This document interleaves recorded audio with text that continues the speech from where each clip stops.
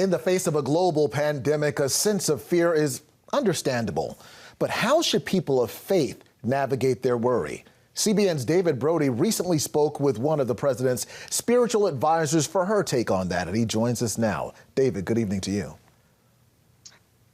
Hey, Eric. Paula White, we've heard of her, the spiritual advisor to the president, a close friend of the president. And we did talk a little bit about the president, but really, we thought in this day and age of coronavirus, it was time to talk and get biblical with Paula White and specifically ask about those fears about faith, the coronavirus, and what you can do if you're a believer and a non-believer.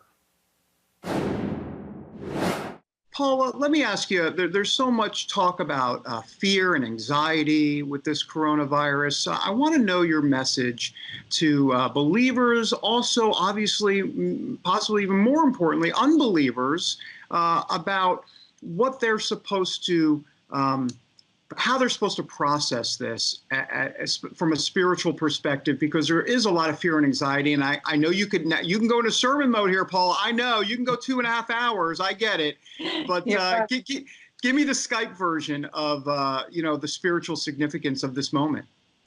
Well, the enemy, what we call Satan, only has a few tools, and one of those is fear.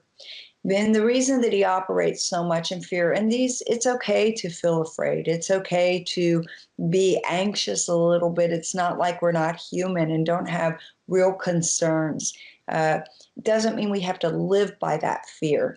And as Christians, I think, number one, those of you that like you said, that what Christians would call the world, or people that might not have a relationship with God, they're looking at our lives and saying, how are you so peaceful during this time?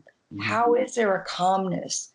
How is there not this panic? And it doesn't mean that there's not this smart, that we don't use our brains. It means that we understand a few things. The Bible says for us to fight the good fight of faith. The Bible tells us we've not been given a spirit of fear, but of love and of power and of a sound mind. Jesus said, my peace I leave with you. It's as if he willed us his peace. God is your resting place. The Bible says some call on chariots and horses, but we'll call on the Lord. When there are things that feel so out of control in our life, we need each other. We need encouragement. And most of all, we need to call upon God. There are people that are on the fence. There are people that are agnostic. There are people that don't know what they believe and are truly experiencing panic and phobias and terror and fright and fear and all the things that the enemy wants to bombard us. But I say that the church has never been a museum for saints. It's always been a hospital for those that are hurting. So while we don't necessarily, and we are praying for our first responders and our doctors, for CDC, for our president, for everyone, not everyone has health centers. Some do.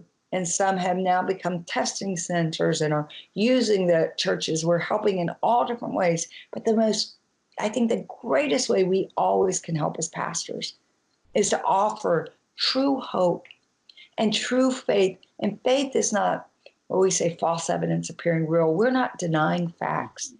We're saying in the midst of this circumstance, in the midst of this pandemic, it did not catch God off guard. And this too shall pass. And God does have answers.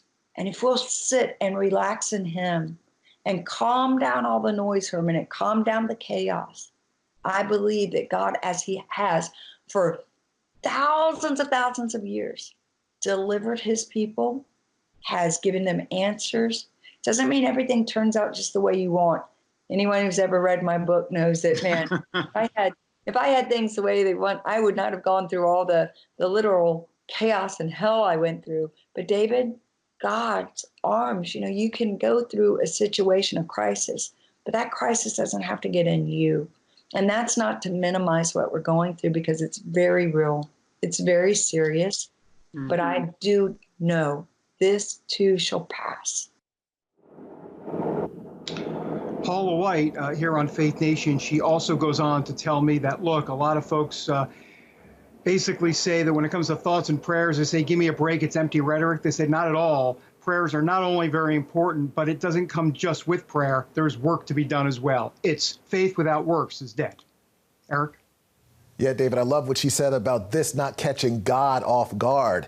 And, there's been some criticism over how the Trump administration has handled its response to the coronavirus outbreak. But what's your sense of his support among his base? Well, very good. Anecdotally, I figured it was pretty good, just to give a sense on Twitter. And then, of course, Pew now coming out with a survey today saying 77% of white evangelical Christians, that's how they term these things, white evangelical Christians, support the president and what he's doing.